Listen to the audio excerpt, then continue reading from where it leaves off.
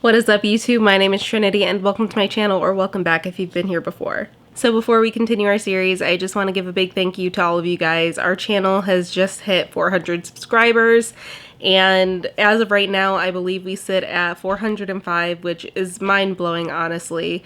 But for someone who started this channel not expecting it to get very far, like as just a teenager in my bedroom, it means a lot, and I appreciate you guys so much, and I look forward to what the future holds for us. So this is going to be part 4 of our Cryptids from Every State series, and we are going to be continuing with number 16, Kansas. And for Kansas, we are going to be talking about Sinkhole Sam. So Sinkhole Sam is this worm or snake-like creature that apparently lives in Inman Lake, commonly known as the sinkhole. People aren't sure exactly what Sam is, though they've also given it an alternative name, which is the Foopengurkle. But I don't know what that means. It just kept popping up, and when I look it up, nothing comes up except what I just looked at. So anyone from Kansas who might know what that term means, please explain.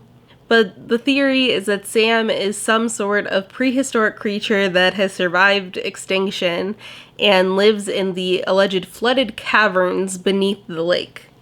The original account is from 2 men who were fishing in the lake at the time that saw a 15-foot-long snake-like creature that was as wide around as a tire.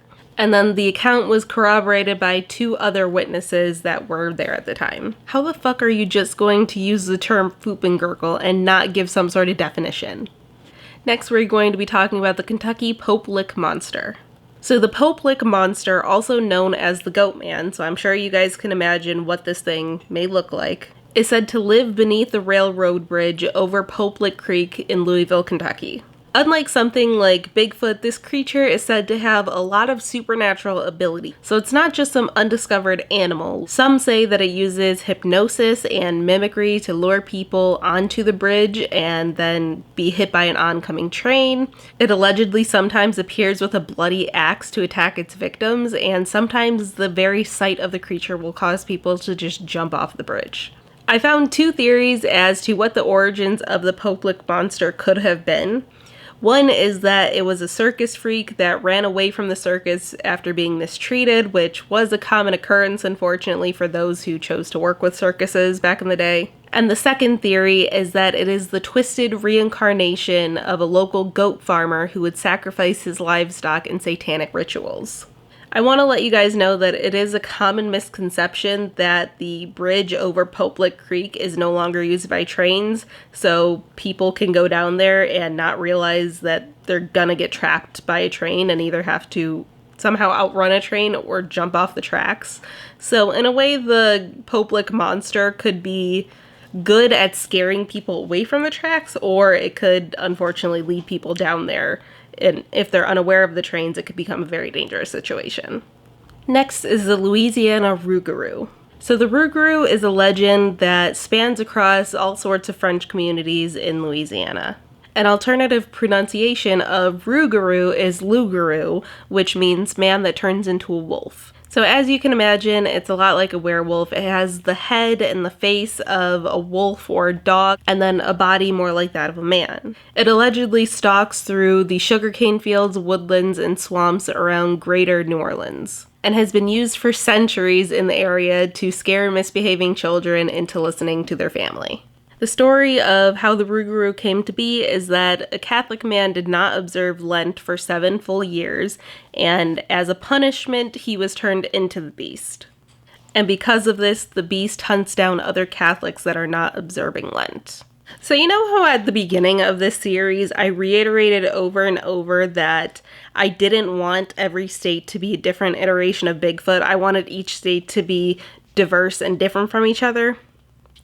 Well, I fucked up and now I have 2 goat men in the same video, and I don't want to go back and find another cryptid. So we're just gonna have to deal with it. But this is also why you guys should leave your suggestions for upcoming states in the comments down below so I can find different ones so this doesn't happen again. So next we're going to be talking about the Maine Cherryfield Goat Man. Side note, Maine is the home of the International Cryptozoology Museum, and I would love to go there and film it for you guys. Like, I could film an entire road trip vlog about going to Maine and seeing all this different stuff there. It would be so cool. Let me know if you guys would want to see that someday. So the story goes that sometime in the 1950s, a man from Cherryfield was out in the woods in his pickup truck.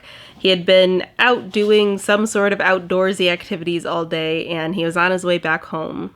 He had filled up his gas tank that morning, so he thought he would have no issues getting home, but then his truck just suddenly died on him, and his gas gauge read empty. Mind you, it's at night and in the middle of the woods, and I know it's the 1950s and there's not a lot of other things that you could do besides getting out of the vehicle, but I'd be too scared. I would sleep there, honestly.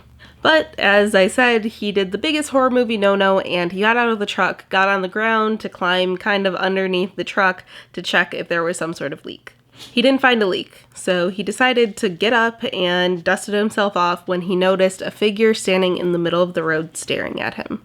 Now, this creature had the torso of a man, it was standing upright, but it had the hairy, cloven feet of a goat and the head of a goat with long pointed ears and massive curling horns. Even stranger about this creature's appearance, if you take away from the horror element, it was allegedly wearing a red flannel button-up. This creature allegedly looked the man in the eye and smiled at him. And I would give anything never to see a goat smile. And then sauntered back into the woods. And the man, justifiably fucking terrified, jumped back in his truck and magically the gas gauge was full. His truck started up with no issue and he went home and he never saw the goat man again. Now, my main question in this was, if the goat man has some sort of supernatural powers to fuck with his truck, why did he do it? Did he just want to make sure the man saw him? Was it a warning for something? What was this all about? Or was he just fucking with the guy?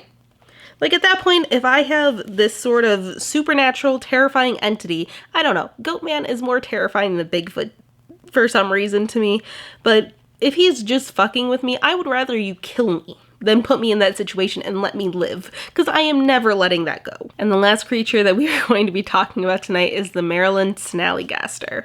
So the snallygaster is said to be this weird bird reptile chimera thing that terrorized the people of Frederick County, Maryland. So the origin of the legend likely came from the German immigrants that settled in the area in the 1730s. They had their own weird creature that they called the Schnellergeist, which translated to quick spirit. Now, this creature was said to live in local caves and would swoop down from the sky and take children and livestock alike. Not many people thought that this creature was real. They really just thought it was a legend until 1909, when an entire town became terrorized by something flying in the sky. Reports were coming left and right from people encountering a huge winged beast with a long, sharp bill, hook-like talons, and a single eye in the center of its forehead. They also said it had a screech like a train whistle.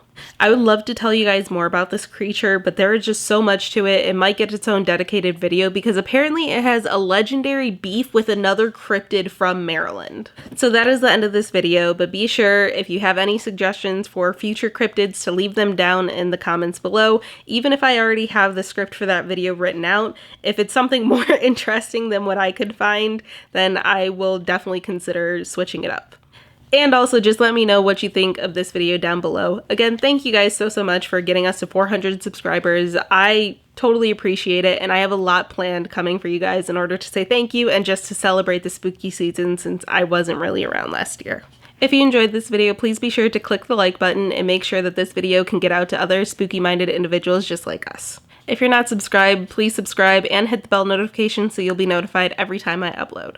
And finally, if you're enjoying this series or you've missed any installments in our series, be sure to check out our Cryptids from Every State playlist. Thank you all so much for watching, and I will see you in the next one. Bye.